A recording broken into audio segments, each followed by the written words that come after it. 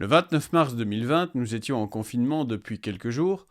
J'avais, depuis quelques semaines, recommencé à faire du sport en allant à la salle pour faire du tapis, du vélo et de l'elliptique. Je n'ai donc pas tout à fait démarré de zéro le jour où j'ai décidé d'aller courir pour la première fois, mais ce n'est pas non plus comme si ce genre d'effort était habituel. C'était même l'inverse. Je me suis toujours senti incapable de courir. Quand je jouais encore au foot, je détestais les débuts de saison où il fallait courir autour du terrain pendant 20-30 minutes. J'étais mauvais dans cet exercice et je me faisais dépasser tous les 4 ou 5 tours par les autres gars qui galopaient plus qu'ils ne couraient. C'était hautement désagréable et même un peu humiliant, et puis surtout, ça m'a coûté ma place. J'avais toujours été un bon joueur de l'équipe, un défenseur solide et fiable, et tout d'un coup, je me suis fait dégager sans ménagement. À mes yeux, c'est mon incapacité à courir qui m'a coûté ma place. Et comme personne n'aime faire des choses qui représentent une souffrance, l'idée même de faire du jogging en est devenue en soi repoussante. Je n'étais pas fait pour ça. Je dois aussi dire que dans la famille et dans les proches, je connais pas mal de gens qui courent et qui courent même plutôt pas mal. Eric galope depuis des années et courir est pour lui une réelle priorité. Olivier, lui, a insinué dans mon esprit le fait que la course est l'activité qui va brûler le plus de calories en comparaison avec beaucoup d'autres activités comme le vélo ou la natation. Voici donc comment j'ai appris à courir à 41 ans. Bonjour, je m'appelle Vince et bienvenue sur Creacity.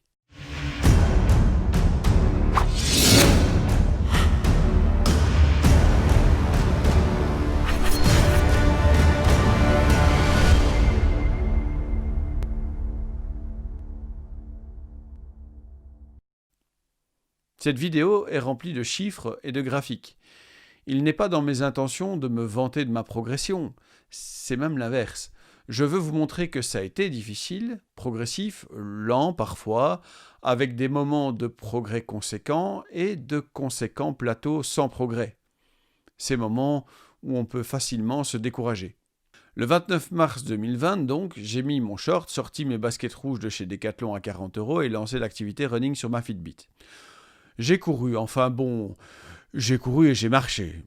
J'ai fait le tour du pâté de maison, 2,36 km en 20 minutes, ça fait environ 8 minutes 15 du kilomètre. Je pesais 120 kg, j'ai réussi à courir le premier kilomètre sans m'arrêter. Je m'en suis pas spécialement rendu compte à ce moment-là, le manque d'expérience, mais j'ai été bien trop vite. J'étais essoufflé, j'ai passé les 1360 mètres suivants à alterner petit trot et marche. Je suis rentré flingué et persuadé qu'effectivement je n'étais pas fait pour courir. Mais de toute manière, il n'y avait rien d'autre, aucune autre possibilité pendant le confinement. Si je voulais maigrir, je devais courir. Et puis merde, pourquoi serait-ce le seul truc dans ma vie où j'accepterais de me dire que je n'en suis pas capable ? J'ai donc été courir le 9 avril, il m'a quand même fallu quelques jours, avec le même résultat environ. J'étais en difficulté avec mes intestins aussi, car le mouvement régulier du rebondi de la course et la gravitation font qu'au départ, il vaut mieux partir avec des petits mouchoirs. Avec le temps, vous apprendrez à mieux respirer et à vous détendre pour éviter d'ajouter de la tension à une zone déjà fortement sollicitée quand on court. Je suis donc arrivé le 11 avril 2020 à courir 3,27 km en 23 minutes. Mais là encore, beaucoup d'alternance. 7 périodes de course et 6 périodes de marche. Et cette douloureuse impression que je ne suis pas vraiment en train de courir. Et là, peut-être de frustration, peut-être par défi, peut-être encore une fois parce que rien d'autre n'était possible, j'ai été courir le 11, le 13, le 14, le 16, le 21, le 23, le 25 et le 27 et le 30 avril. Donc en avril, j'ai été courir 10 fois. Comme d'habitude, avec moi, une petite tendance à faire les choses de manière un peu extrême. Pendant ce mois d'avril où j'ai donc beaucoup couru, j'ai réussi à courir 5 km une première fois sans m'arrêter. Le 25 avril à un rythme de 7 minutes et 10 secondes du kilomètre. J'ai été très vite ce jour-là. 36 minutes d'effort, toujours pas vraiment de confort dans la course ou la sensation d'être un coureur, mais 668 calories brûlées, d'après Fitbit. À ce moment, je pesais encore 116 kilos. Début du mois de mai, je me suis mis au jeûne intermittent, sur lequel j'ai eu pas mal de questions après ma vidéo où j'expliquais comment j'ai perdu 20 kilos, donc il faudra qu'on en reparle une prochaine fois. Le 15 mai, j'ai couru pour la première fois pendant 1 heure sans m'arrêter, pendant 7,6 km. Cette heure m'a aidé à brûler 1000 calories en une fois, là aussi pour la première fois. C'était plus lent que 20 jours plus tôt, à 8 minutes par kilomètre. Faut dire que la précédente fois j'étais vraiment en forme, mais quand même, c'était pas mal. J'étais à 112 kilos. Je crois que c'est ce jour-là que quelque chose a basculé dans mon esprit. À ce moment, je me suis enfin senti capable de courir. Le 1er juin, j'ai aussi débuté à prendre des notes quotidiennes sur mes progrès, le respect des bonnes habitudes que j'essayais de mettre en place. Le 7 juin, j'ai couru pour la première fois 10 km. 1h18, 1458 calories, 7 minutes 12 du kilomètre et 109 kilos.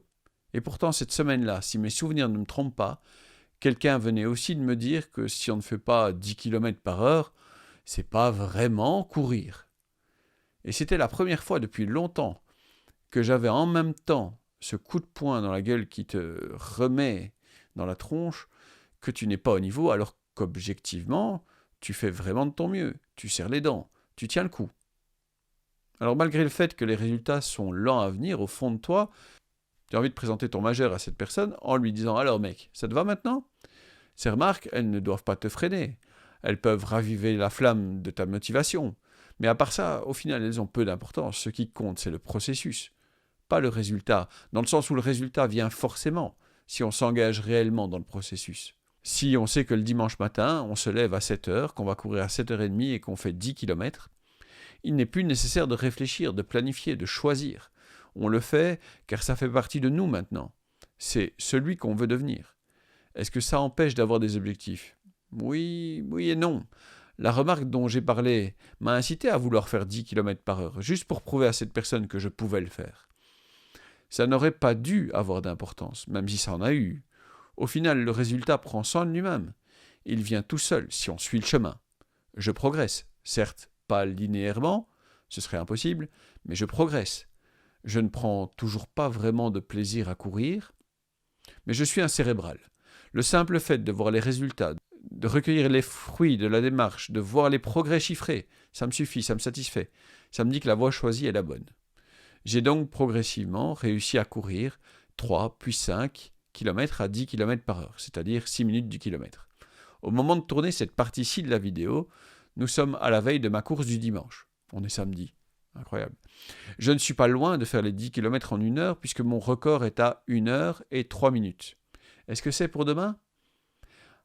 Avant de savoir si ça a fonctionné, laissez-moi vous dire que 80% des gens qui regardent ma vidéo ne sont pas abonnés à ma chaîne. Si vous pouviez vous abonner et faire sonner la cloche, ça m'aiderait vraiment à faire connaître ma chaîne. Et si vous voulez vraiment aider, Patreon est la meilleure solution. Merci. Allez, on s'y remet. Alors avant de switcher sur le petit film que je vais faire demain matin, donc forcément je ne sais pas encore quel est le résultat, quand même 3 petits indices, 3 petits conseils en rapide. La première chose, de mon point de vue, moi qui suis un cérébral et moi qui fonctionne avant tout avec des habitudes, je crois que faire toujours le même trajet, aussi peu lent que ça puisse paraître, c'est la bonne solution. Vous savez jusqu'où vous devez aller, vous savez que vous pouvez y aller et que vous pouvez en revenir, que c'est possible, que vous êtes capable de le faire.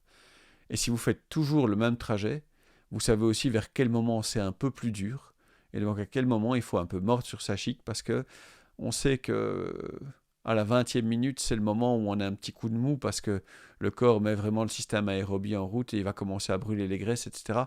Donc voilà. Deuxième chose, selon le même principe, pendant tout un temps, j'ai écouté la même playlist. Pourquoi la même playlist ? Encore une fois, pour, entre guillemets, mesurer mes progrès, mais en musique.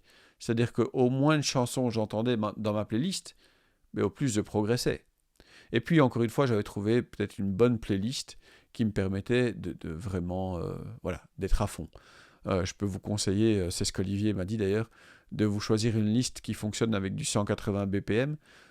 Vous n'arriverez pas à faire 180 pas par minute au début, mais 180 BPM, ça vous met sacrément du rythme. Moi, j'en suis encore que jamais qu'à 160, 165 pas par minute. Mais voilà, c'est un objectif comme un autre. Dernier conseil, moi je cours à jeun le dimanche parce que mon objectif est encore toujours de perdre du poids, même si maintenant, après avoir perdu quasiment 25 kilos, quelque part maintenant il faut rentrer dans l'entretien. Et puis je crois aussi que j'atteins une certaine limite, c'est que peut-être que j'arrive pas à descendre en dessous de l'heure pour 10 km, justement parce que je mange pas, parce que je suis à jeun de 12 heures à ce moment-là à peu près, et que tout simplement il n'y a pas assez de réserve pour tenir et pour réussir même encore à accélérer dans le deuxième split. On verra ce que ça va donner. Tiens d'ailleurs, on y va. Alors voilà, vous excuserez la mauvaise qualité de l'image. Je tourne ça avec mon iPad parce que j'ai vraiment pas envie de mettre toute la caméra, tout le setup en place. Je viens effectivement d'aller faire mes 10 km et... Non, 1h05, pas de 10 km par heure. Et vous savez quoi? On s'en fout. On s'en fout parce que le processus est le plus important. Parce que ça fait maintenant 6 mois que je peux dire que je cours. Oui, je cours. Oui, oui. Même si ça fait pas du 10 km par heure, même si certains diront que c'est pas assez, même... je m'en fous. Je cours. Voilà, cette vidéo est maintenant terminée. Je vous remercie de l'avoir regardée. Je vous propose de vous abonner, de commenter, de partager, d'aimer, de faire sonner la cloche. Soyez sympas dans vos commentaires parce que les trolls, c'est uniquement chouette quand ça danse, ça chante ou ça fait des câlins. J'espère vous revoir bientôt pour une prochaine vidéo. Merci et au revoir.